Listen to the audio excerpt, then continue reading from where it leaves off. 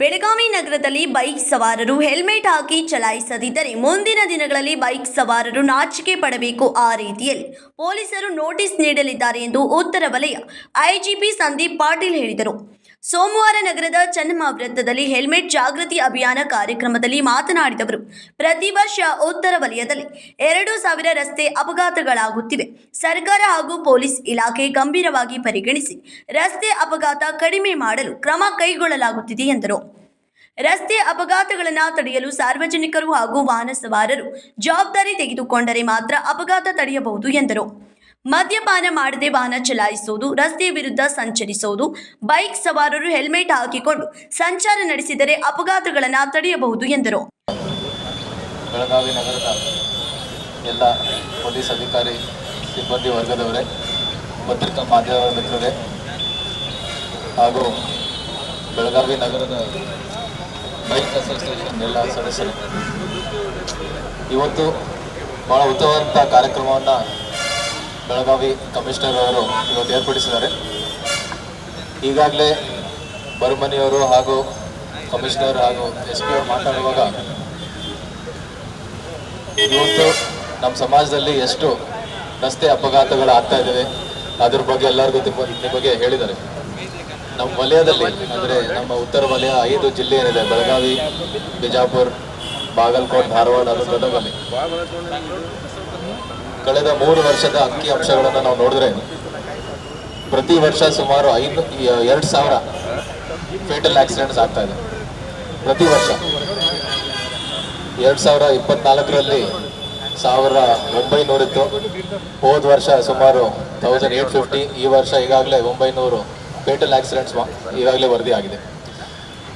ಇದನ್ನು ನಮ್ಮ ರಾಜ್ಯ ಸರ್ಕಾರ ಆಗಿರ್ಬೋದು, ನಮ್ಮ ಪೊಲೀಸ್ ಕೇಂದ್ರ ಕಚೇರಿ ಆಗಿರ್ಬೋದು ಭಾಳಷ್ಟು ಗಂಭೀರವಾಗಿ ತಗೊಂಡು ಇದನ್ನು ತಡೆಯಲಿಕ್ಕೆ ಏನೇನು ಕ್ರಮಗಳನ್ನು ಕೈಗೊಳ್ಳಬೇಕು ಅದ್ರ ಬಗ್ಗೆ ಎಲ್ಲ ಈಗಾಗಲೇ ಎಲ್ಲ ಜಿಲ್ಲೆವಾರು ಕಮಿಷನರ್ಸಿಗೆ ತಿಳಿಸಿದ್ದಾರೆ. ಅದರ ನಿಟ್ಟಿನಲ್ಲಿ ತಮ್ಮೆಲ್ಲರಿಗೂ ಗೊತ್ತಿದೆ, ಪೊಲೀಸ್ ಇಲಾಖೆಯಿಂದ ರಸ್ತೆ ಅಪಘಾತಗಳನ್ನು ಕಡಿಮೆ ಮಾಡೋಕ್ಕೆ ಸಾಕಷ್ಟು ಕೆಲಸಗಳಾಗಿದೆ. ನೀವೆಲ್ಲರೂ ನೋಡ್ತೀರಾ, ಪ್ರತಿ ಸಿಗ್ನಲ್ ಇರ್ಬೋದು, ಪ್ರತಿ ರಸ್ತೆಯಲ್ಲಿ, ಹೈವೇಗಳಲ್ಲಿ ಅನೇಕ ನಮ್ಮ ಟ್ರಾಫಿಕ್ ಪೊಲೀಸರು ಎನ್ಫೋರ್ಸ್ಮೆಂಟ್ ಕೇಸಸ್ ಹಾಕ್ತಿರ್ತಾರೆ. ಆದರೆ ಈ ರಸ್ತೆ ಅಪಘಾತಗಳು ಯಾವ ರೀತಿ ಇದೆ ಅಂದರೆ, ನಾವು ಎಷ್ಟೇ ಎನ್ಫೋರ್ಸ್ಮೆಂಟ್ ಹಾಕಿದ್ರು ಕೂಡ ಸಾರ್ವಜನಿಕರ ಒಂದು ಮುನ್ನೆಚ್ಚರಿಕೆ ಕ್ರಮಗಳನ್ನು ತಗೊಳ್ಳದೇ ಇದ್ರೆ ಈ ಕೇಸಸ್ ಕಡಿಮೆ ಆಗಲ್ಲ.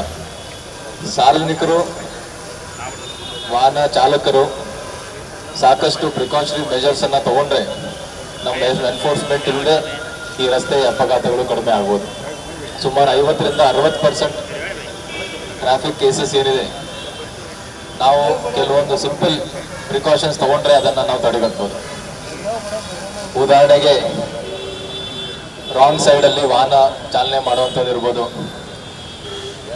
ರಸ್ತೆಯಲ್ಲಿ ಹೆಂಗೆ ಬೇಕಂದ್ರೆ ಪಾರ್ಕಿಂಗ್ ಮಾಡಿ, ಅದರಲ್ಲೂ ವಿಶೇಷವಾಗಿ ಹೈವೇಗಳಲ್ಲಿ ದೊಡ್ಡ ದೊಡ್ಡ ಲಾರಿ, ಬಸ್ಸಸ್ ಹೆಂಗೆ ಬೇಕಾದ್ರೂ ಪಾರ್ಕಿಂಗ್ ಮಾಡ್ತಾರೆ, ಅದಕ್ಕೆ ಬಂದು ರಾತ್ರಿ ವೇಳೆಯಲ್ಲಿ ಬೇರೆ ವಾಹನಗಳು ಡಿಕ್ಕಿ ಹೊಡೆದು ರಸ್ತೆ ಅಪಘಾತ ಆಗೋದು, ಕುಡಿದು ಗಾಡಿ ಓಡಿಸೋದು. ಸೊ ಈ ರೀತಿ ಸಣ್ಣ ಪ್ರಿಕಾಷನರಿ ಮೆಜರ್ಸ್, ಮುನ್ನೆಚ್ಚರಿಕೆ ಕ್ರಮ ನಾವು ತಗೊಂಡ್ರೆ ರಸ್ತೆ ಅಪಘಾತಗಳು ಕಡಿಮೆ ಆಗ್ಬೋದು. ಇದರಲ್ಲಿ ಭಾಳ ಮುಖ್ಯವಾದಂಥ ಒಂದು ಸೇಫ್ಟಿ ಮೆಜರ್ ಎಲ್ಲರೂ 2 ವೀಲರ್ ವಾಹನ ಚಾಲಕರು ತಗೊಳ್ಬೇಕಾಗಿರುವಂಥದ್ದು ಹೆಲ್ಮೆಟನ್ನು ಹಾಕೊಳ್ಳೋದು. ಇದರಿಂದ ರಸ್ತೆ ಅಪಘಾತ ಆದರೂ ಕೂಡ ಪ್ರಾಣಕ್ಕೆ ಯಾವುದೇ ಅಪಾಯ ಆಗಲ್ಲ, ಫೇಟಲ್ ಆಕ್ಸಿಡೆಂಟ್ ಆಗಲ್ಲ ಹೆಲ್ಮೆಟ್ ಹಾಕೊಂಡ್ರೆ. ಸೊ ಇದ್ರ ಬಗ್ಗೆ ಜಾಗೃತಿಯನ್ನು ಬೆಳಗಾವಿ ಕಮಿಷನರ್ ಅವರು ಇಡೀ ವಾರದ ಪೂರ್ತಿ ಬೇರೆ ಬೇರೆ ಕಾರ್ಯಕ್ರಮವನ್ನು ಏರ್ಪಡಿಸಿ ಅವೇರ್ನೆಸ್ ಅನ್ನು ಕೊಡ್ತಾ ಇದ್ದಾರೆ. ಇಲ್ಲೇ ನಿಂತು ನಾವು ನೋಡಿದಾಗ ಹಿಂದೆ ನೀವು ತಿರುಗಿ ನೋಡಿ, ಎಷ್ಟೊಂದು ಜನ ಹೆಲ್ಮೆಟ್ ಇಲ್ಲದೆ ಗಾಡಿ ಓಡಿಸ್ತಾ ಇದ್ದಾರೆ. ಸೊ ಅಂಥವ್ರಿಗೆ ಈ ಜಾಗೃತಿ ಕಾರ್ಯಕ್ರಮ ಇದೆ. ಮತ್ತು ಅದರಲ್ಲೂ ಹೆಲ್ಮೆಟನ್ನು ನಾವು ತಗೊಂಡಾಗ ನಾವು ಹೇಳ್ತೀವಿ ಹೆಲ್ಮೆಟ್ ತಗೊಳ್ಳಿ ಅಂತ. ಹೆಲ್ಮೆಟ್ಟು ಒಳ್ಳೆ ಕ್ವಾಲಿಟಿ ಹೆಲ್ಮೆಟ್ ತಗೋಬೇಕು. ಸುಮಾರು ಜನ ಈ ಬರೀ ಇಲ್ವರೆಗೂ ಕಿವಿನೂ ಕವರ್ ಆಗಲ್ಲ, ಅರ್ಧಷ್ಟು ಹೆಲ್ಮೆಟ್ ಹಾಕೊಳ್ತಾರೆ, ಅದರಿಂದ ಯಾವುದೇ ಪ್ರಯೋಜನ ಆಗಲ್ಲ. ಸೊ ಹೆಲ್ಮೆಟ್ ತೊಗೊಳೋದು ಬಂದು ಅದ್ರ ಜೊತೆಗೆ ಒಳ್ಳೆ ಕ್ವಾಲಿಟಿ ಹೆಲ್ಮೆಟ್ ತೊಗೊಳೋದು ಕೂಡ ಬಹಳ ಮುಖ್ಯವಾಗಿದೆ. ಸೊ ಹಾಗಾಗಿ ಇಂಥ ಅವೇರ್ನೆಸ್ ಪ್ರೋಗ್ರಾಮ್ ಎಲ್ಲ ಕಡೆ ನಡೀಲಿ, ಇದರಿಂದ ಸಾಕಷ್ಟು ಒಳ್ಳೆ ಪರಿಣಾಮ ಬೀಳುತ್ತೆ.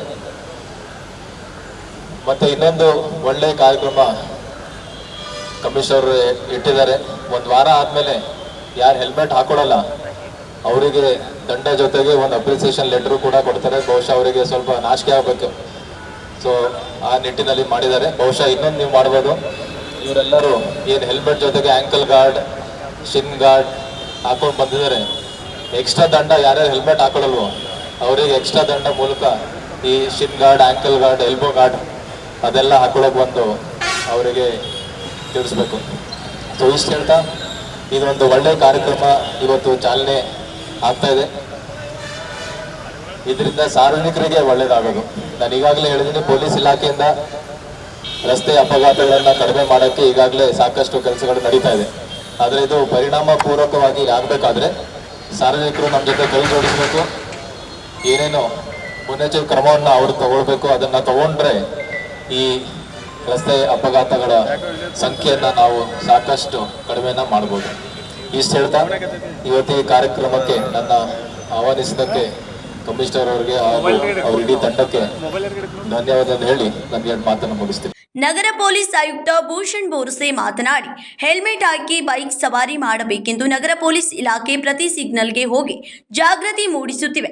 ಪ್ರತಿಯೊಂದು ಕಾಲೇಜ್ಗಳಿಗೂ ಹೋಗಿ ಜಾಗೃತಿ ಮೂಡಿಸುತ್ತಿವೆ.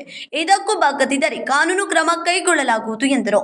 ನಮಗೆ ಸಾಥ್ ನೀಡಕ್ಕೆ ಬಂದ ನಮ್ಮ ಬೈಕರ್ಸ್ ಗ್ರೂಪ್ ಆಫ್ ಬೆಳಗಾವಿ ಮತ್ತು ನಮ್ಮ ಮೀಡಿಯಾ ಮಿತ್ರರೇ, ನಮಗೆ ಈ ವರ್ಷ ಒಂದು ಗುರಿ ಏನಿಟ್ಟಿದ್ದೀವಿ ಅಂದರೆ ಆಕ್ಸಿಡೆಂಟಲ್ ಡೆತ್ಸ್ ಮತ್ತು ಇಂಜುರೀಸ್ ನಮ್ಮ ಬೆಳಗಾವಿ ನಗರದಲ್ಲಿ ಕಡಿಮೆ ಆಗಬೇಕು. ಆ ದಿಕ್ಕಿನಲ್ಲಿ ಈ ಪ್ರೋಗ್ರಾಮ್ 1 ವೀಕ್ ಲಾಂಗ್ ಪ್ರೋಗ್ರಾಮ್ ಇದೆ. ಇವತ್ತು ಲಾಂಚ್ ಇದೆ. ನಾಳೆ ಸಿಗ್ನಲ್ಗೆ ಹೋಗಿ ನಾವು ಎಲ್ಲ ಜನರ ಜೊತೆಗೆ ಇಂಟ್ರ್ಯಾಕ್ಷನ್ ಮಾಡ್ತೀವಿ. ಅದಾದಮೇಲೆ ಸ್ಕೂಲ್ ಕಾಲೇಜ್ಗಳಿಗೆ ಹೋಗಿ ಈ ಹೆಲ್ಮೆಟ್ ಅವೇರ್ನೆಸ್ ಮಾಡ್ತೀವಿ. 4ನೇ ದಿನ ಎನ್ಫೋರ್ಸ್ಮೆಂಟ್ ಕೂಡ ಇರುತ್ತೆ. ಅದರ ಜೊತೆಗೆ ಯಾರು ಆಲ್ರೆಡಿ ಹೆಲ್ಮೆಟ್ ಹಾಕೊಂಡು ಪ್ರಯಾಣ ಮಾಡ್ತಾಯಿದ್ರೆ ಅವರಿಗೆ ನಾವು ಅಪ್ರಿಷಿಯೇಷನ್ ಲೆಟರ್ ಕೊಡ್ತೀವಿ. ನಾವು ಪೆಟ್ರೋಲ್ ಪಂಪ್ಗೆ ಈಗಾಗಲೇ ಪತ್ರ ಬರೆದಿದ್ದೀವಿ, ಯಾರು ಹೆಲ್ಮೆಟ್ ಹಾಕಲ್ಲ ಅವರಿಗೆ ದಯವಿಟ್ಟು ನೀವು ಪೆಟ್ರೋಲ್ ಕೊಡಬೇಡಿ ಅಂತ. ಅದು ಆದೇಶ ಇಲ್ಲ, ಅದು ಕೋರಿಕೆ ಇದೆ. ಯಾಕೆಂದರೆ ಈ ಅಭಿಯಾನದಲ್ಲಿ ಎಲ್ಲರೂ ಶಾಮೀಲಾಗಬೇಕು. ಸೊ ಒಟ್ಟಾರೆ ನಾವೆಲ್ಲರೂ ಸೇರಿ ನಮ್ಮ ಬೆಳಗಾವಿ ನಗರದಲ್ಲಿ ಆಕ್ಸಿಡೆಂಟಲ್ ಡೆತ್ಸ್ ಕಡಿಮೆ ಮಾಡೋಣ. ನೀವು ಎಲ್ಲರಿಗೆ ಮತ್ತೊಮ್ಮೆ ಧನ್ಯವಾದಗಳು. ಜಿಲ್ಲಾ ಪೊಲೀಸ್ ವರಿಷ್ಠಾಧಿಕಾರಿ ಕೆ ರಾಮರಾಜನ್ ಮಾತನಾಡಿ, ರಸ್ತೆ ಅಪಘಾತದಿಂದ ವರ್ಷಕ್ಕೆ 800 ಜನ ಮೃತಪಟ್ಟರೆ 3000 ಜನ ಗಂಭೀರವಾಗಿ ಗಾಯಗೊಳ್ಳುತ್ತಿದ್ದಾರೆ. ಇದರಲ್ಲಿ ಬೈಕ್ ವಾಹನ ಸವಾರರು ಹೆಚ್ಚು ಮೃತಪಡುತ್ತಿದ್ದಾರೆ. ಪೊಲೀಸರು ಹೆಲ್ಮೆಟ್ ಹಾಕದೇ ಇರುವಾಗ ಜನರು ಪೊಲೀಸರಿಗೆ ನಿಂದಿಸುತ್ತಾರೆ. ದಂಡ ಹಾಕೋದು ಪೊಲೀಸರ ಉದ್ದೇಶ ಇರೋದಿಲ್ಲ, ಜನರ ರಕ್ಷಣೆಗಾಗಿ, ಅಪಘಾತ ತಡೆಯುವುದಕ್ಕಾಗಿ. 1,500 ಜನ ಮೃತಪಡುತ್ತಿದ್ದಾರೆ ಎಂದು ಕಳವಳ ವ್ಯಕ್ತಪಡಿಸಿದರು. ರಸ್ತೆ ಅಪಘಾತ ದೇಶದ ದೊಡ್ಡ ಕಾಯಿಲೆಯಾಗಿದೆ. ಪೊಲೀಸರು ದಂಡದ ಮೂಲಕ ಸಂಚಾರ ನಿಯಮ ಉಲ್ಲಂಘನೆ ಮಾಡುವವರಿಗೆ ಚಿಕಿತ್ಸೆ ನೀಡುತ್ತಿದ್ದೇವೆ. ಎಲ್ಲರೂ ಇದಕ್ಕೆ ಕೈ ಜೋಡಿಸಬೇಕು. ರಸ್ತೆ ಅಪಘಾತ ದೇಶದ ದೊಡ್ಡ ಕಾಯಿಲೆ. ಪ್ರತಿಯೊಬ್ಬರು ಇದರ ಜವಾಬ್ದಾರಿ ತೆಗೆದುಕೊಂಡು ಪೊಲೀಸ್ ಇಲಾಖೆಗೆ ಸಹಕಾರ ಕೊಡಬೇಕು ಎಂದರು.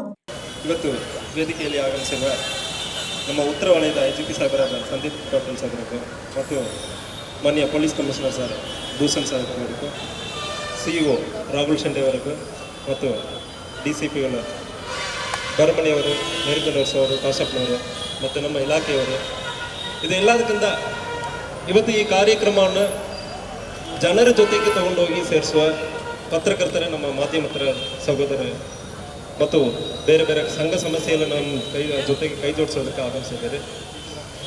ಎಲ್ಲರಿಗೂ ನಮಸ್ಕಾರ. ರೋಡ್ ಆಕ್ಸಿಡೆಂಟ್ ಬಗ್ಗೆ ಹೇಳಬೇಕಂದ್ರೆ ಇದೊಂದು ಸೋಷಿಯಲ್ ಕಾಯಿಲೆ. ಈ ಕಾಯಿಲೆಗೆ ನಾವು ಬೇರೆ ಬೇರೆ ರೀತಿಯಲ್ಲಿ ಟ್ರೀಟ್ಮೆಂಟ್ ಕೊಡಬೇಕಾಗುತ್ತದೆ. ವರ್ಷಕ್ಕೆ ನಮ್ಮ ಜಿಲ್ಲಾ ವ್ಯಾಪ್ತಿಯಲ್ಲಿ ಮಾತ್ರ ಮಿನಿಮಮ್ 800ರಿಂದ 850 ಜನ ಮೃತಪಡ್ತಾರೆ.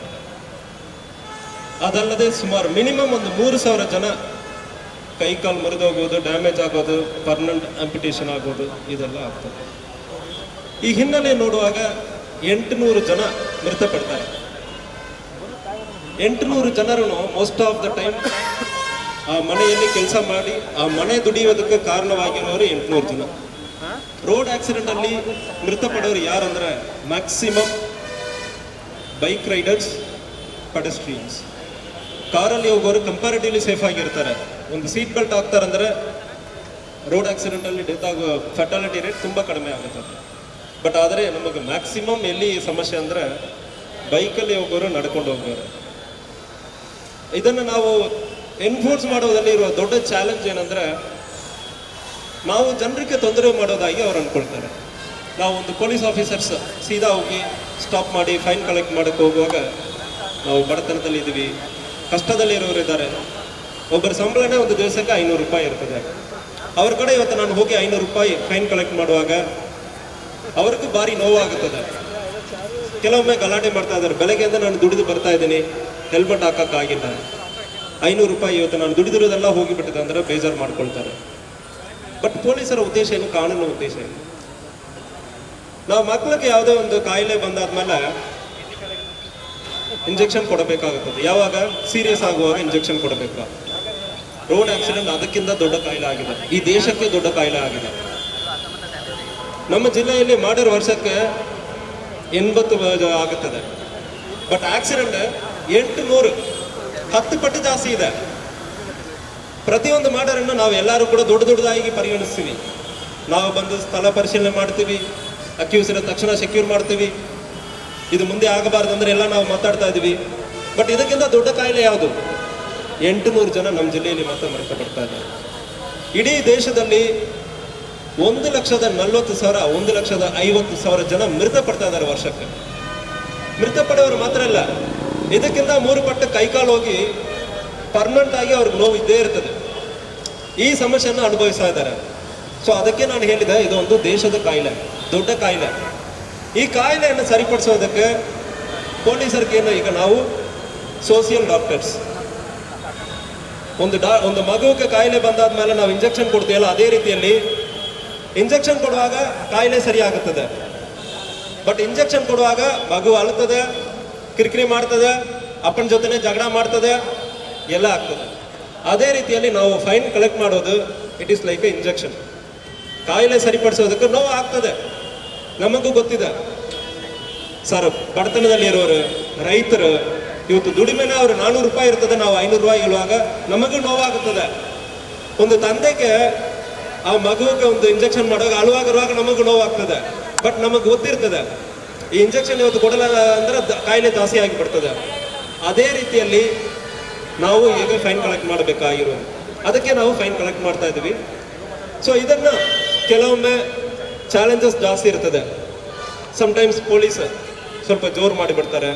ಅದನ್ನು ಕಡಿಮೆ ಮಾಡೋದಕ್ಕೆ ಬೆಳಗಾವಿ ಜಿಲ್ಲಾ ವ್ಯಾಪ್ತಿಯಲ್ಲಿ ಆಲ್ರೆಡಿ 96 ಆರ್ಟಿಫಿಷಿಯಲ್ ಇಂಟೆಲಿಜೆನ್ಸ್ ಕ್ಯಾಮೆರಾವನ್ನು ಬೇರೆ ಬೇರೆ ಸ್ಥಳಗಳಲ್ಲಿ ಇನ್ಸ್ಟಾಲ್ ಮಾಡಲಾಗಿದೆ. ಮುಂದಿನ ದಿವಸಗಳಲ್ಲಿ ಹೆಲ್ಮೆಟ್ ಇಲ್ಲದೆ ಇರೋದು, ಟ್ರಿಪಲ್ ರೈಡಿಂಗ್ ಮಾಡೋದು, ಮೈನರ್ ಹುಡುಗರು, ಇದೆಲ್ಲ ಕಾಂಟ್ಯಾಕ್ಟ್ಲೆಸ್ ಆಗಿ ಆಲ್ರೆಡಿ ನಾವು ಮಾಡ್ತಾ ಇದ್ದೀವಿ. ಪೊಲೀಸರು ನಿಮ್ಮ ಕಡೆ ಬಂದು ಗಲಾಟೆ ಮಾಡೋದ್ರಲ್ಲಿ ನಮಗೂ ಇಷ್ಟ ಇಲ್ಲ. ನಾವು ನಿಮ್ಮ ಕಡೆ ಗಲಾಟೆ ಮಾಡಬೇಕಂದ್ರೆ ನಮಗೆ ಉದ್ದೇಶವೂ ಇಲ್ಲ. ಅದಕ್ಕಾಗಿ ಆರ್ಟಿಫಿಷಿಯಲ್ ಇಂಟೆಲಿಜೆನ್ಸ್ ಮೂಲಕ ತಪ್ಪು ಮಾಡೋದನ್ನು ಕಂಡುಹಿಡಿತಾ ಇರ್ತೀವಿ. ಕುಡಿದು ಬರ್ತಾ ಇರೋದು, ಇದು ನಿಂತೇ ನಾವು ಕೆಲಸ ಮಾಡಬೇಕು. ಡ್ರಂಕ್ ಅಂಡ್ ಡ್ರೈವ್ ಫೀಲ್ಡಲ್ಲಿ ನಿಂತು ಚೆಕ್ ಮಾಡಿ ಅದು ಮಾಡ್ತೀವಿ. ಉಳಿದ ಇಲ್ಲ ಕೂಡ ಕಾಂಟ್ಯಾಕ್ಟ್ಲೆಸ್ ಆಗಿ ನಾವು ಈಗ ಫೈನ್ ಕಲೆಕ್ಟ್ ಮಾಡ್ತಾ ಇದ್ದೀವಿ. ಸೊ ಈ ಕಾಯಿಲೆ ಸೋಷಿಯಲ್ ಕಾಯಿಲೆ, ಒಂದು ದೇಶದ ಕಾಯಿಲೆಗೆ ನಾವು ಒಬ್ಬರು ಮಾತ್ರ ಸರಿಪಡಿಸೋದಲ್ಲ. ಇಲ್ಲಿ ನಾವು ಒಂದು ಡಾಕ್ಟರ್ ಥರ ಇನ್ನು ಸ್ಪೆಷಲಿಸ್ಟ್, ಬೇರೆ ಬೇರೆ ಸ್ಪೆಷಲಿಸ್ಟ್ ಇರ್ತಾರೆ, ಅವರು ನಮ್ಮ ಜೊತೆ ಕೈ ಜೋಡಿಸಬೇಕು. ಇದು ಎಲ್ಲದಕ್ಕಿಂತ ಕೋವಿಡ್ ಬರುವಾಗ ನಾವೆಲ್ಲ ಮಾಸ್ಕ್ ಹಾಕ್ಕೊಂಡು ಹೋಗಿದ್ದೀವಿ. ಯಾಕೆ? ಕಾಯಿಲೆ ನಮಗೆ ಬಂದ್ಬಿಡಬಾರ್ದಂದ್ರೆ. ಇದು ಅದಕ್ಕಿಂತ ದೊಡ್ಡ ಕಾಯಿಲೆ ಇದೆ. ಕೋವಿಡಲ್ಲಿ ಮೃತಪಟ್ಟಿರೋದ್ರಿಂದ ಜಾಸ್ತಿ ಜನ ಇದರಲ್ಲಿ ಮೃತಪಡ್ತಾ ಇದ್ದೀವಿ. ಬಟ್ ಇದಕ್ಕೆ ಯಾರು ನಾವು ತಲೆಕೆಡಿಸ್ಕೊಳ್ಳಲ್ಲ. ಕೋವಿಡಲ್ಲಿ ಏನು 1.5 ಲಕ್ಷ 2 ಲಕ್ಷ ಪ್ರತಿ ವರ್ಷ ಈಗ ಸಾಯ್ತಾ ಇದೀವಿ ಇಲ್ಲ ನಾವು ರೋಡ್ ಆಕ್ಸಿಡೆಂಟಲ್ಲಿ. ಇದಕ್ಕೆ ಯಾರು ಜವಾಬ್ದಾರಿ? ನಾವು ಪ್ರತಿಯೊಬ್ಬರು ಈಗ ಪೊಲೀಸರು ಸರಿಪಡಿಸಬೇಕು, ಬೇರೆ ಎಲ್ಲ ಸರಿಪಡಿಸಬೇಕು, ಜನ ಸರಿಯಾಗಬೇಕು, ನಾವು ಸರಿಪಡಿಸಬೇಕು. ಕೋವಿಡ್ ಕಾಯಿಲೆ ಇರುವಾಗ ಪ್ರತಿಯೊಬ್ಬರು ಮಾಸ್ಕ್ ಹಾಕೊಂಡು ಹೋಗಿದ್ದೀವಿ, ಕೈ ತೊಳಿತಾ ಇದ್ದೀವಿ.